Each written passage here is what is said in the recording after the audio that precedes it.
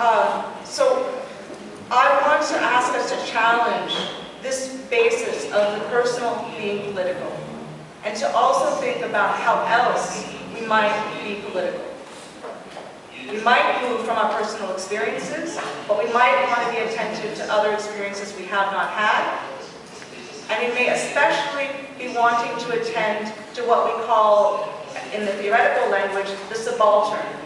Do you know this term here? You use this term here? Yes. Excellent. See, Latin American studies is much ahead of US studies. Okay. Subaltern perspectives. Sometimes people use that term subaltern.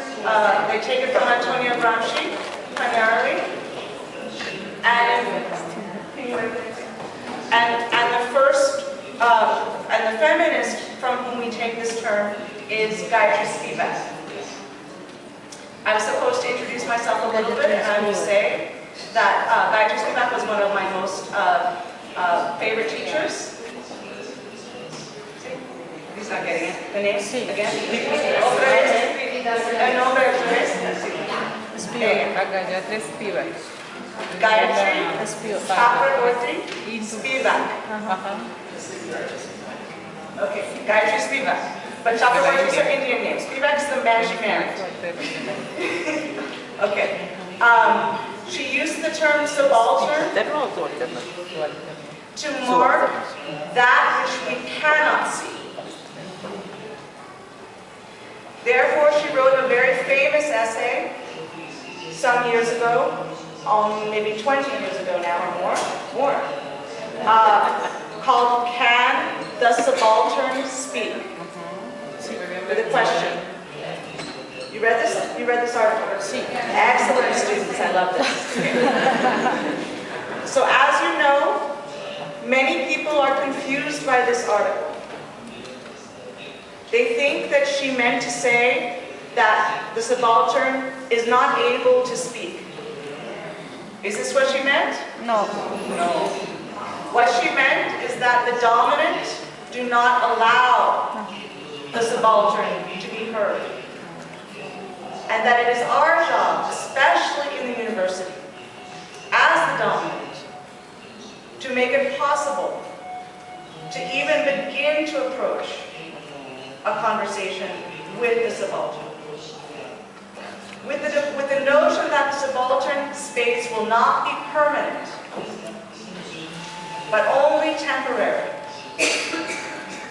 Following Gramsci as well, the notion of a subaltern is about the notion of a new hegemony in formation, a new dominant group, which might emerge from oppositional struggle.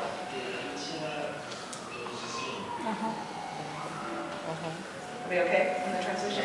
Sí. Sí.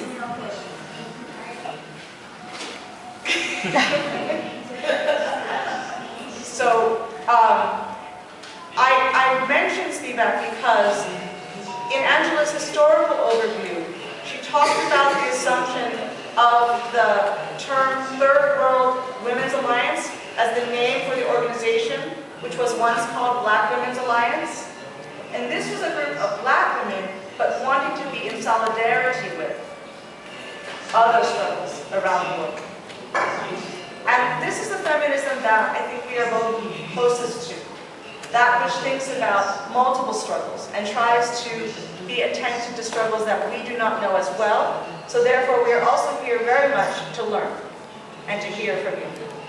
And this is why we are very much looking forward to the seminar days today and tomorrow.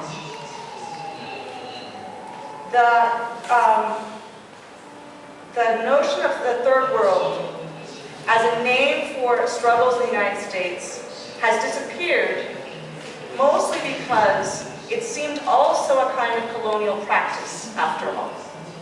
It was a misnomer. It was a bad name for something which was about United States women, even as they wanted to be concerned with women in the rest of the world, especially the global South. So today we do not use those terms so much anymore, unless we are truly in solidarity with struggles of women in the global South, right? Involved in what we now call transnational feminism. transnational feminism is known by many different practices and academic conversations. Sometimes the term transnational feminism gets a bad name because it's often about elite feminists talking to each other in the world. So it could be the United Nations, or it could be professors traveling to other countries to meet each other, which, by the way, is wonderful.